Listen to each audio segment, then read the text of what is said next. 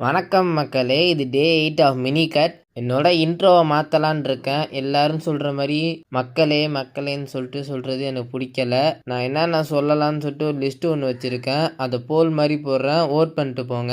அப்புறம் இன்னைக்கு காலையிலேயே எந்திரிச்சு சகர் சாப்பாடு செய்ய ஆரம்பிச்சுட்டேன். ஏன் நான் நோன்பு சொல்றேன்னு சொல்லியிருந்தேன்ல. எதனாலனா, தர்காவுக்கு பின்னாடி உள்ள பள்ளியில இன்னைக்கு நாங்க எல்லாருக்கும் நோன்பு கஞ்சி காய்ச்சி குடுப்போம். 7ஆம் நோன்பு மட்டும். அன்னைக்கு எங்க தாத்தா நோன்பு இருக்கறனால நானும் அவங்க கூட இருந்து பழக்கமாயிருச்சு. நான் 7ஆம் நோன்பு மட்டும் பிடிக்க மாட்டேன். எனக்கு தோணுச்சுன்னா மற்ற ஏதாச்சும் நோன்பையும் பிடிப்பேன். அப்புறம் சகர் வச்சுட்டு தூங்கி எழுந்திரிச்சு காலேஜுக்கு கிளம்பிட்டேன்.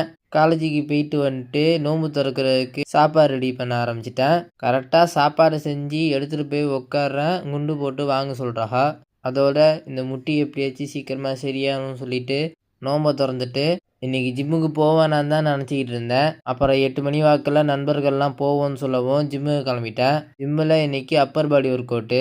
முட்டியெல்லாம் வலியெல்லாம் ஒன்றுமே இல்லை. ஏன்னா காலை கடனை முடிக்கிறது தான் ரொம்ப கஷ்டமாக இருக்குது. குவாட் பொசிஷனில் போனால் ஹாம்ஸ்ட்ரிங்கும் குவாட்ஸும் மட்டும் வலிக்குது. ஒர்க் அவுட்டை முடிச்சுட்டு போஸ்டிங் பண்ணி பார்த்துட்டு இருக்கும்போது எங்கள் சீனியர் ப்ரோ பார்த்துட்டு வெறியாகி அவர் சட்டையை கட்டிட்டாரு.